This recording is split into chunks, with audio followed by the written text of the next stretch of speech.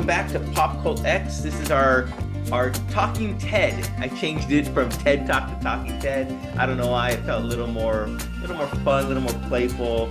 And so we are going to be Talking Ted. My name is Danny, and along with Tori. Thanks again, Tori, for joining us. We're here to unpack episode 1 of season 3 of Ted Lasso. Smells Like Mean Spirit. But before we get into the episode, Tori, I have to ask you, how are you feeling? I just watched you had an interview with 3 of the stars of Ted Lasso. Can you just give us a brief recap of that? Oh my gosh, man. Yeah. Over the moon right now. It does not feel real. Like it's just been the craziest day.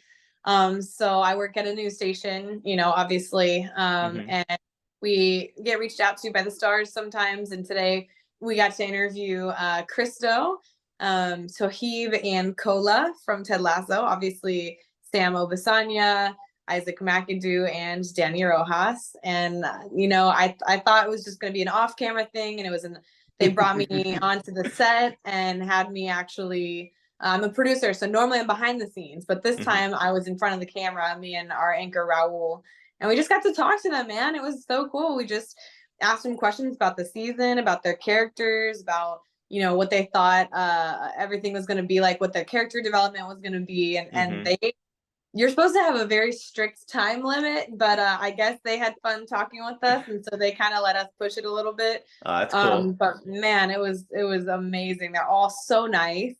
It's weird because you feel like you're talking to the character. Yeah. I know what you mean. They're so themselves, and I think the casting team did such a good job at finding them.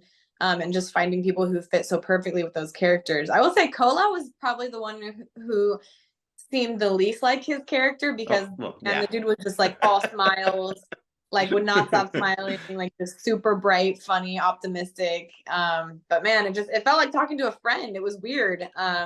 But such a cool interview, and got some awesome answers about what we're gonna see. And not just what we see, or we're gonna see, but I liked your question for Crystal about portraying a Latino on an international stage like this, and his answer was really cool. I appreciate his answer. He said that basically it was really good to play a Latino with the good vibes and not just a narco or a mean guy. So I thought that was really cool to hear. Oh yeah, no, that was really awesome. I mean, especially being Latina myself, that stuff is super important to me. And I think a lot of times, like he said, you're portrayed as the bad guy, right? Or you're portrayed as like the narco or the typical, people think Mexican immigrants. Yeah, like it's exactly. the only thing that people think about whenever they think of Latino characters are like bad guys. And so I think it was super refreshing that Jason Sudeikis believed in, no, there needs to be this character here, because soccer is, so many Latino people play soccer, and so many soccer stars are from Mexico and Latin American countries, and you could just tell like he took pride in the character. And I think I read somewhere the character was not supposed to be from Mexico originally, but they liked Dan. They liked Christo's personality so much that they're like, no, let's do it. But it's refreshing to see someone who's not a narco or an immigrant or a house cleaner, the typical role. Yeah, that's true. I think it opens it up really for people, other Latinos in the future who want to take on roles like that. I mean, same thing, Jenna Ortega with Wednesday. Like all these actors are laying the foundation for people like you and I to go and do things like that. Very true. Trailblazers. Yep. Let's go right into episode 1. Smells Like Team Spirit. Mean Spirit. Mean Spirit. More about the titles later, but yeah, Smells Like Mean Spirit. So right off the bat, we see Jason Sudeikis. We see Ted Lasso looking a little forlorn, looking disheveled.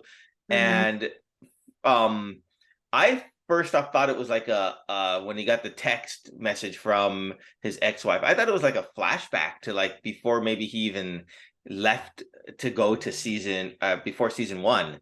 Did you get any thoughts like that? Oh my gosh, man. All I can say is he freaking got me. Man, he got me bad, bro. Like I feel like I got rickrolled there with the top of the episode, man. I thought either like no way that Michelle is texting him that. Like Mm-hmm. I thought it was a flashback too. Okay. Like maybe this was before, like this is what he was, going to Right. England. Right.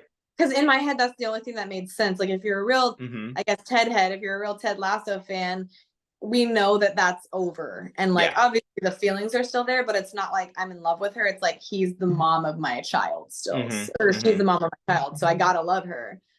But it tricked me out. And then there was an ounce of me who was like, maybe this is him leaving. And I was like, nah, no way, man. No way. But it definitely got me for a second. I think what a clever way to start off the season. Man, Jason and them, they're such brilliant minds. They're so good at thinking of things like that. I think Yeah. they enjoy that stuff.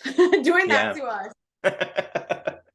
I think they do, especially with like Bill Lawrence and his writing team. Yeah, definitely like to mess with our heads in a positive way. Definitely. But I kind of liked how it started off a little rough.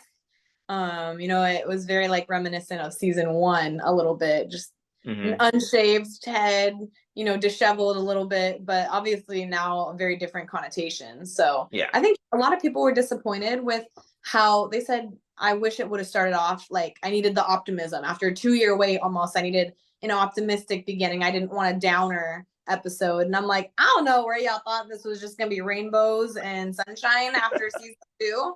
But look, this is real now. Like it's no Yeah. longer just a funny comedy. Like this is getting real. So I was all about how it started. I think it really showed a different side of Ted Lasso that we haven't got to see as much, which is the father side of him. We knew he was a father, we knew he loved his son, but we didn't really get to see him in that role.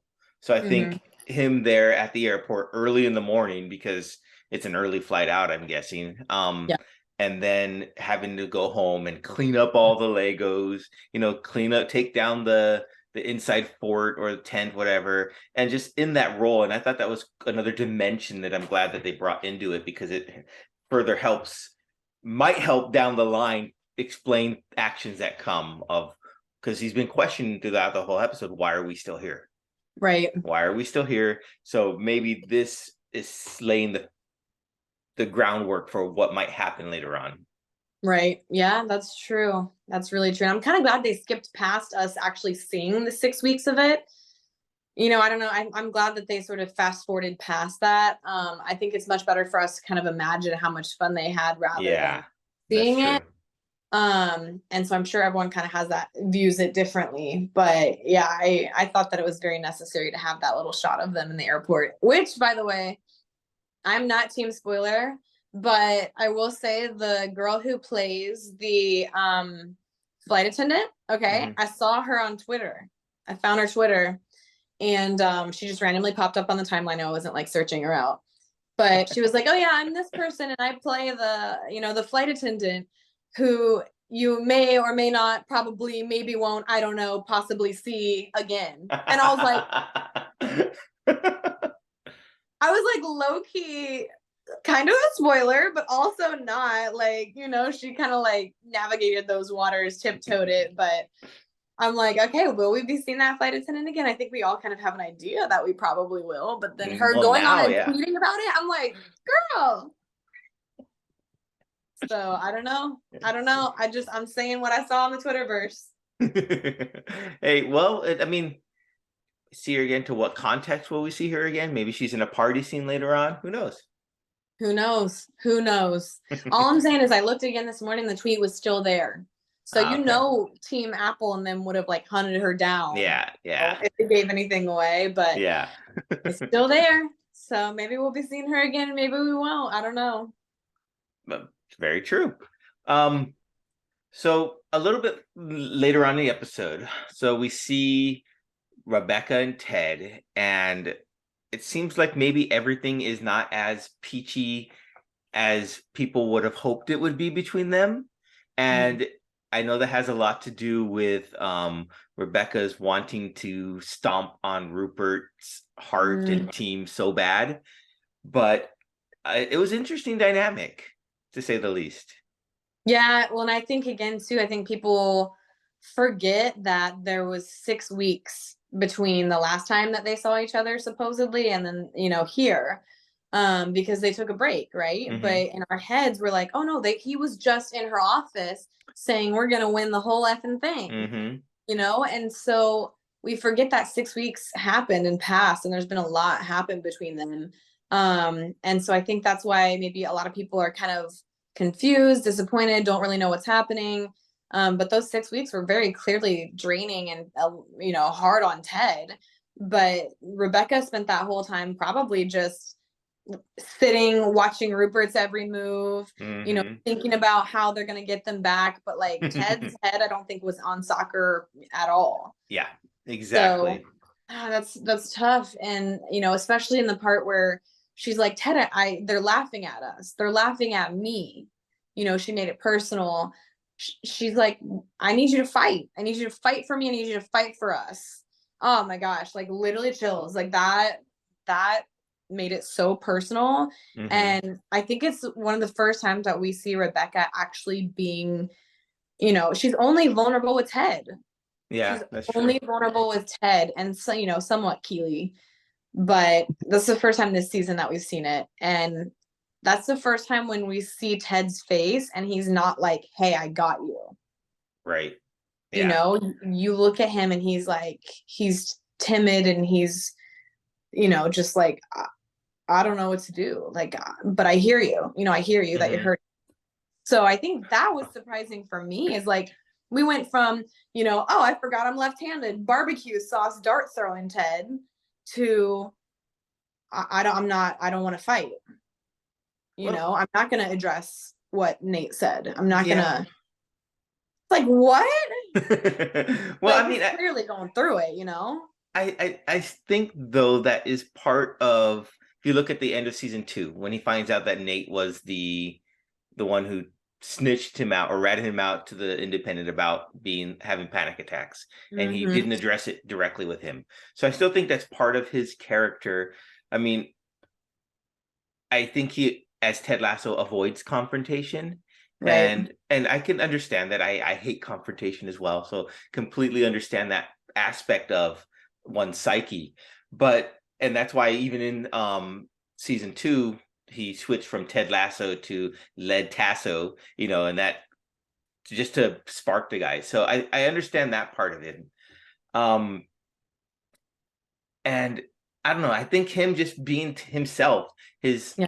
his positive, high road self is just what makes the show so great. So I'm glad that they didn't change that about him just to Right. react to what Nathan Shelley press conference and what they talked about poopy about him. So That's so true. Yeah, I did love that. Like, same thing Keely says, let Ted be Ted. hmm Um, and and I think that's actually kind of a little hint at another show, West Wing, where they say, let Blarney be Blarney. 99% sure I got that reference correct. I'll have to go check that later.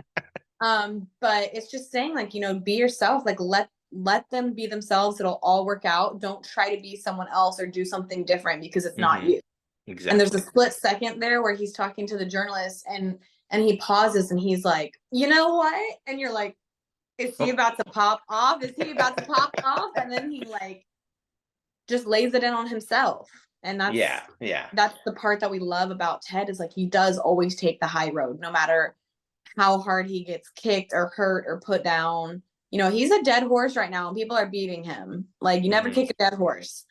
And he took the high road anyways. And I think that's the Ted that we all want to see and love. And I think he does have some fight in him, but he does it in his own way. Yeah, exactly. He does it in his own way. I think that's what Ted. Mm-hmm. One thing you mentioned, I think, before, and it's been talked about, is the season 3 is like Return of the Jedi type of show.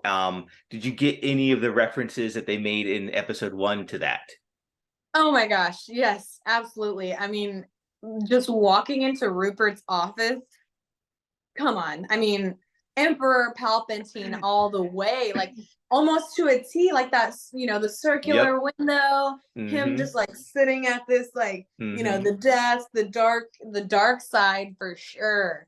And the not angsty music, but like boom, boom, like the music that they play every time that we go to West Ham. It's like, dude, this is the Death Star. Like they are on the Death Star right now. And Rupert is Palpatine. Like there's clear as day connection right there. Yeah. Yeah. And then I guess Nathan would, if you're using that characterization, then Nathan is Darth Vader, the student, Absolutely. right? So yeah, I Yep. can definitely see that. And I was wondering, I was like, okay, in Return of the Jedi, Luke Skywalker goes to and meets with the Emperor. Mm-hmm. So I'm curious how that's going to come into play. Like, who in this equation is Luke Skywalker? Is it Ted Lasso? Is it Oh, one of it's the Ted for sure. It's Ted so for sure. so this is going to be an interesting dynamic when he does get to go and spend time at West Ham, if he does. So this is going to be I mean, interesting. we've kind of seen it in the commercial a little bit. We know he's going to go there, right? Mm-hmm. And his own son, has been saying, like, well, Dad, why wasn't your going back to the Lego set that you talked about? Mm-hmm. Mm-hmm. They have little Lego sets of all of them, right? And Nate's was back Back off to the behind, side. yeah. It's like, Dad, why is Nate's to the side? Like, how come it's not by you? He picks it up and moves it over there, like, and the son's like, you should be friends. Like, you can still be friends. I Mm-hmm. think we're gonna see Ted's gonna make an effort like heck to try to get Yeah. uh, Nate to keep being friends with him or to know that he's still there for him. Yeah. And I just thought it was so funny during the press conference, like Nate's press conference. He didn't take the high road, but did you catch the King and I reference in there? No, I must have missed that one. What? Okay, so Nate's like talking, and they're like, "Oh, how's it been like, getting to know the team?" And he sits there, and he goes, Oh yeah, yeah, okay, yeah, you're right. Yeah, uh, yeah, "Getting yeah. to know them, Getting to getting know, to yeah. know all about them." Hoping that they like me. Yeah. People, it was not an easy one to get. Like you either got it or you Well, didn't. I knew that was a song. I just didn't know it was from King and I guess I should say Yeah, the that. King and I, Yeah. dude, it was so perfect, man. It was so perfect. But I, yeah, I mean, you see, he looks over at Rupert and kind of waits for Rupert's cue of like, all right, am I doing okay? Like checking out, like, do I mm-hmm. say something bad? Do I say something terrible about them? And then Rupert's just like, yeah, encouraging it. So, Embrace it's the dark side. Yeah. exactly, parallels are so there, man. It's so Mm-hmm. obvious. So the window was it for me. I was like, okay, they're not even trying to hide it anymore. Right. Yep. I did catch another reference. I guess there were several musical references in Oh, the always, and always. so like the Jesus Christ Superstar reference when Ted says, "What's the buzz? Tell me what's happening." I was like, Roy "Hey." Kenneth, yeah, Yeah. so good, so good. I love it. I mean, there were so many of them in the first and second seasons. Mm-hmm. I'm just waiting. There's got to be a Hamilton one coming at some point. Well, they did Hamilton last year. Maybe they'll do it again. They Yeah. did, they did, Yeah. they did it a lot last year. So I Yeah. kind of think it's their favorite one. So I think maybe I'll try to slip one in there. But I'm curious, what were your thoughts on Rupert giving Nate a car and the whole car towing situation? I think that was a really interesting move that we all sort of knew was going to happen. At least Yeah. when he pulled into the parking lot and it was very clear that he didn't fit in. What Mm-hmm. were your thoughts on that? Well, I think it reminded me back, well, at the end when he gave him the car. I think it was like the ultimate, okay, now you're mine, right? Mm, Now I have collateral. you, now you're mine.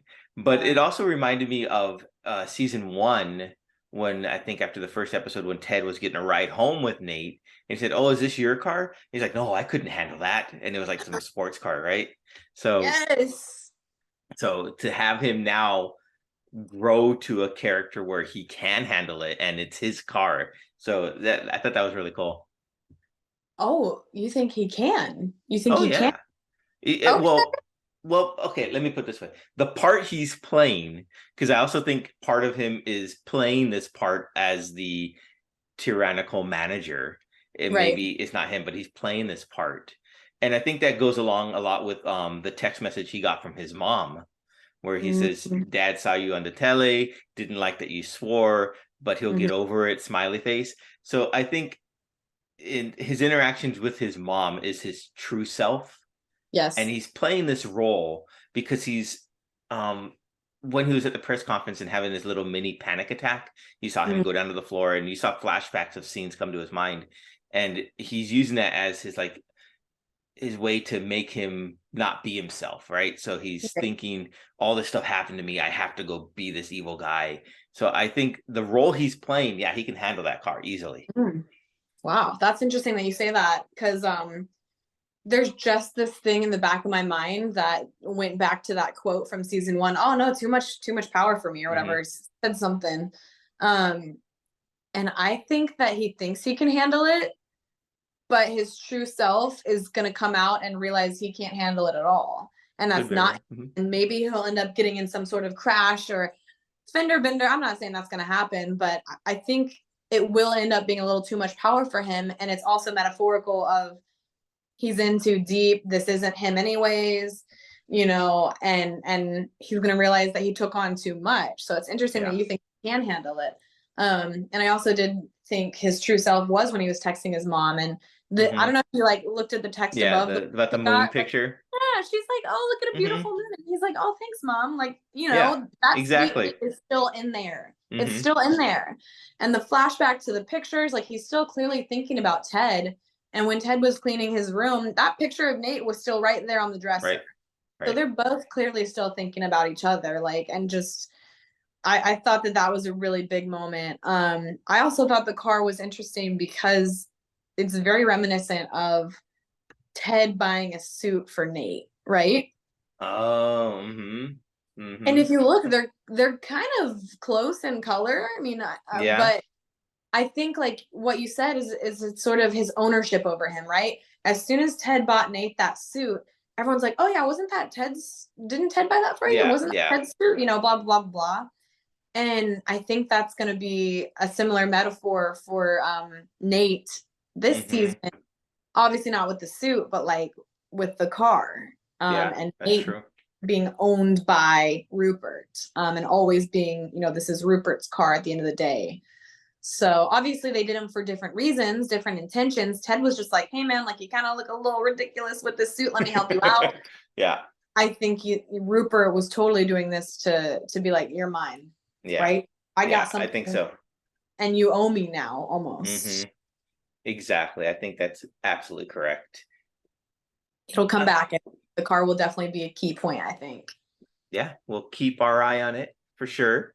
Um, so Roy and Keely, real quick. Um, so when Keely told Rebecca that she and Roy had to have the talk with Phoebe. Another, they got us again. Yeah, exactly. It was like, oh wow, Phoebe's grown up that much, huh?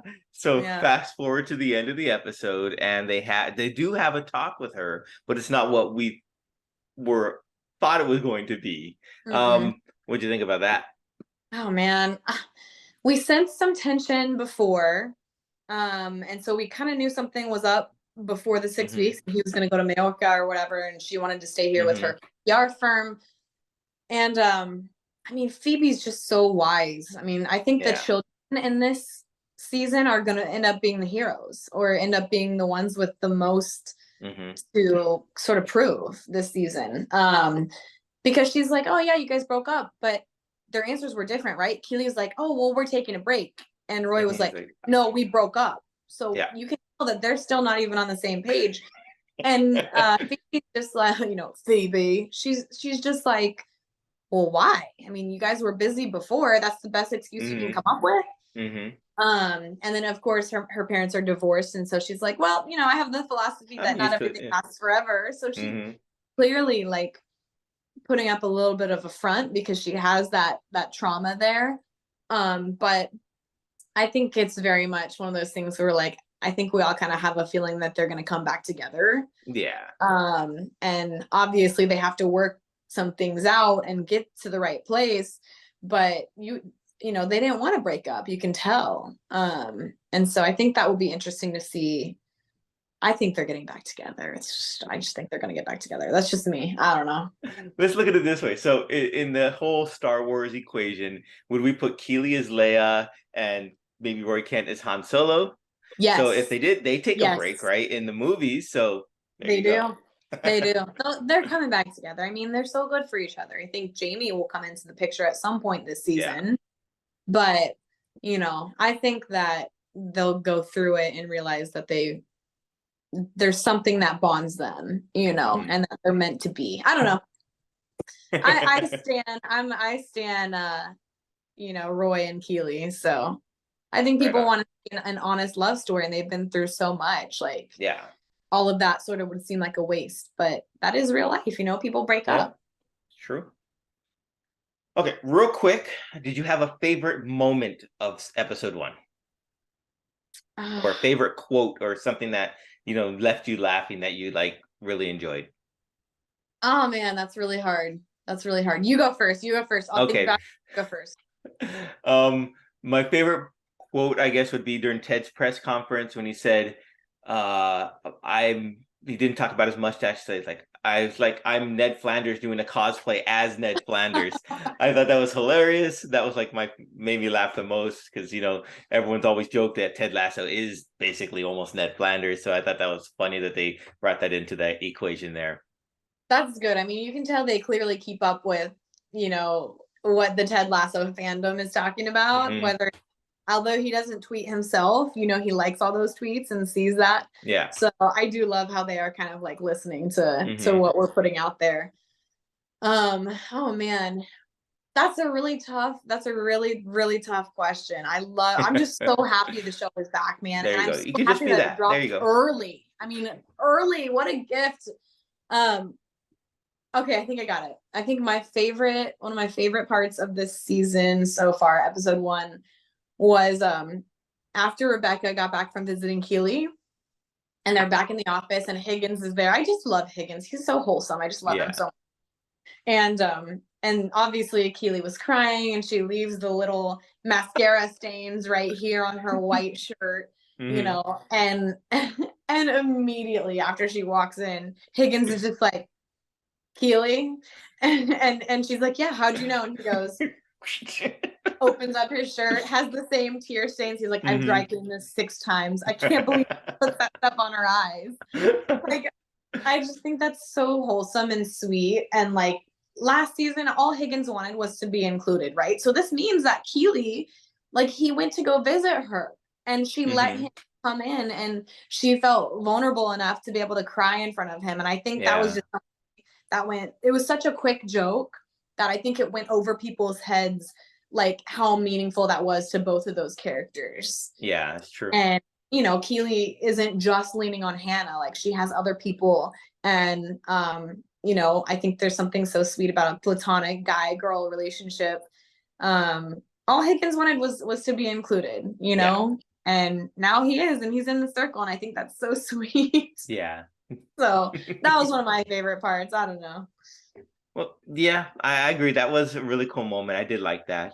There was a lot to unpack, and we only hit probably 20% of it here. But I do want to end with music references again, and this time when it comes to the episode titles. So Smells Like Mean Spirit, of course, I think is a play on Smells Like Teen Spirit, the Nirvana song. Absolutely. And their episode 2 title, which is already out on Apple TV, is called I Don't Want to Go to where? Chelsea. I don't want to go to Chelsea. And if I'm correct, and I tweeted at Bill Lawrence about this, but he didn't answer. There's a song by Third Eye Blind called London. And one of the lines there is, I don't want to go to London. And it's repeated over and over again. So I'm just wondering if that is where they got that title from. So we'll have to wait and see. I challenge you to go listen to that song.